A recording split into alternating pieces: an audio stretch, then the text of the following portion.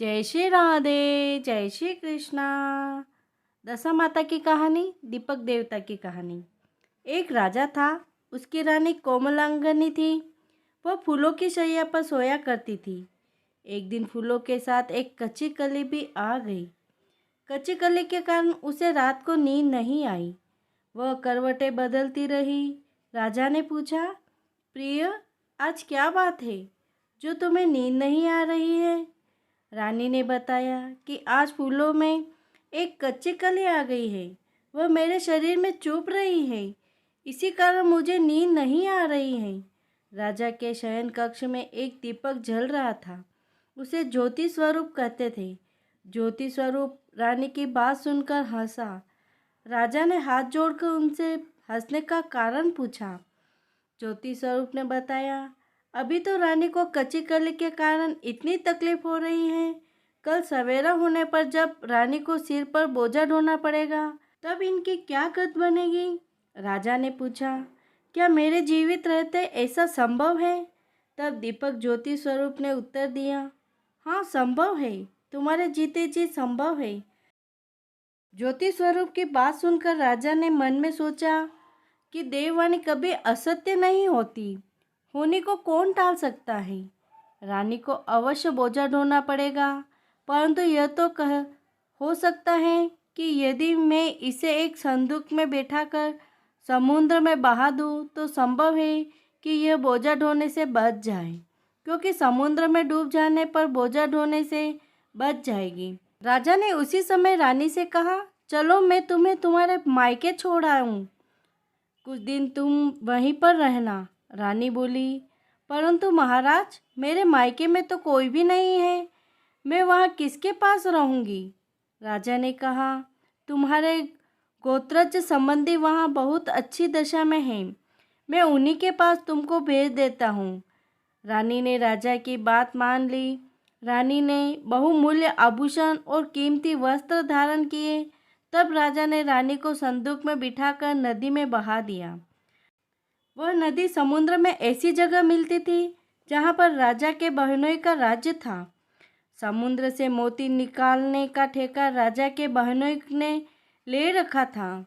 वह संदूक बहता बहता जब राजा के बहनोई के इलाके में पहुंचा, तो उसने मल्लाहों को आज्ञा देकर संदूक को समुद्र से बाहर निकलवा लिया।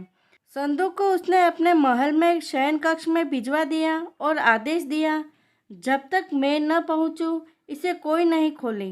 राजा का बहनोई, जो उस जगह का स्वयं राजा था, उसके शयन कक्ष में संदूक के पहुंचते ही रानी को पता चला कि इस संदूक में राजा ने समुद्र में पाया है, तो वह फौरन शयन कक्ष में आई।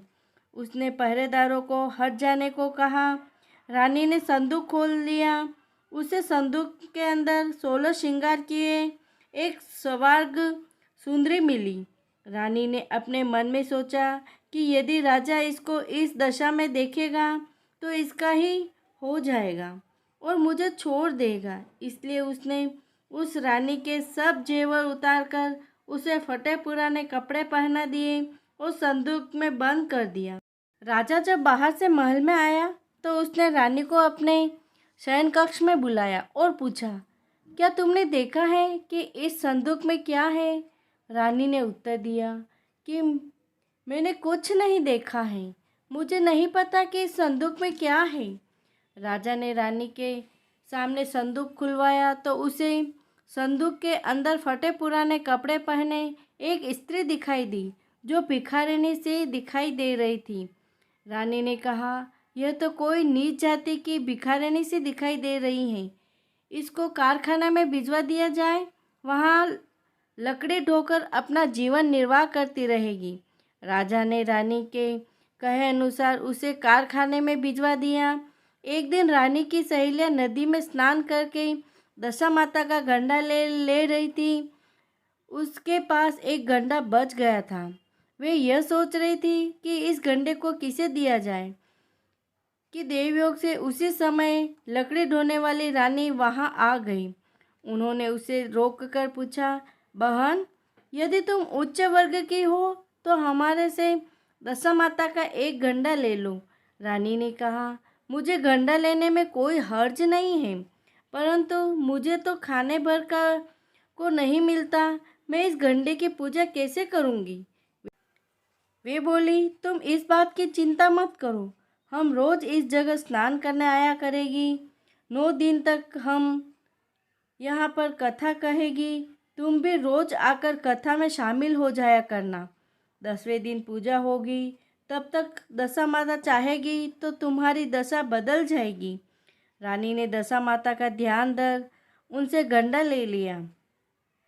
उसी दिन रानी के पति राजा को यह चिंता हुई कि रानी को संदूक में बंद करके बहा तो दिया था, परंतु पता नहीं उसका क्या हाल होगा।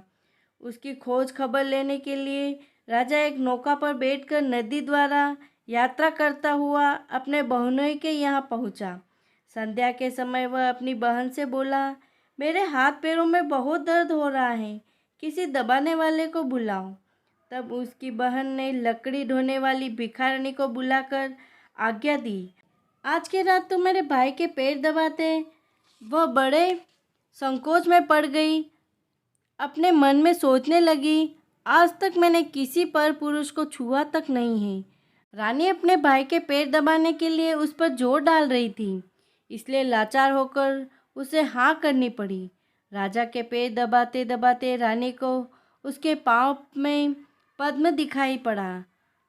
रानी चुपचाप रोने लगी। उसके आंसू राजा के पैरों पर टपक पड़े। राजा ने उनसे पूछा, तो क्यों रो रही हैं? तो अपना भेद मुझे बता, मेरे द्वारा तुमको कोई हानि नहीं होगी। रानी बोली, जैसा पद्म आपके पैर में है वैसा ही पद्म मेरे पति के पैर में भी था। पहले के दिनों की याद आ जाने पर मुझे रोना आ गया। राजा ने उसे पहचान लिया। राजा बोला, मैं समझ गया, अब तुम्हें पैर दबाने की ज़रूरत नहीं है। तुम्हारे भाग्य में जो लिखा था वह तुम्हें भोगना पड़ा। मैंने उसे टालने के लिए जो उपाय किया था उसका नतीजा उल्टा ही निकला। तुम्हें मेरे जीते जी लकड़ियाँ ढोनी पड़ी। राजा ने अपनी धोती उतारकर रानी को दे दी। रानी एक कोने में पकड़कर सो गई। सवेरा हुआ, परंतु अतिथि राजा सोकर नहीं उठा और न पैर दबाने वाली दासी ही कमरे से बाहर निकली। राजा की बहन को चिंता होने लगी। थोड़ी देर के बाद दासी कमरे से बाहर निकली और कारखाने में काम करने चली गई। रानी ने कमरे में जाकर अपने भाई को जगाया। उसका भाई बोला, मेरी तबीयत ठीक नहीं है, मेरा सिर दर्द कर रहा है, मैं अभी आराम करना चाहता हूँ, मेरा जी बहुत व्याकुल हो रहा है। रानी ने पूछा, आखिर क्या बात है, कुछ तो बताओ। राजा ने कहा, बड़ी शर्म की बात है, मैंने तुम्हारी भौजाई को जानबूझकर संदूक में बैठाकर तुम्हारे पास इसलिए भेजा था कि इसे यहाँ आराम में रखा जाएगा, परंतु उसे तो यहाँ लकड़ियाँ ढोनी पड़ रही हैं। उसके तुमने सारे गहने कपड़े उतारकर उसे रास्ते की भिखारिणी बना दिया। उसकी बहन बोली, मैंने उसे पहचाना ही नहीं। उसने दासियों को भेजकर उसे चुपचाप अपने पास बुलाया। उसके आने पर बहन ने अपनी भौजाई से माफ़ी मांगी और उसके पैर पकड़ लिए। कुछ दिनों तक वह अपने बहनोई बहन के यहाँ रहकर रानी को साथ लेकर राजधानी लौट आया। रानी ने अपने महल में पहुंचकर सुहागिनों को न्योता भेजा। बड़े धूमधाम से दशा माता के गंडे की पूजा की और नगर में ढिंढोरा पिटवाया गया कि आज से अमीर गरीब सब दशा माता का गंडा लिया करे और श्रद्धापूर्वक पूजा किया करे।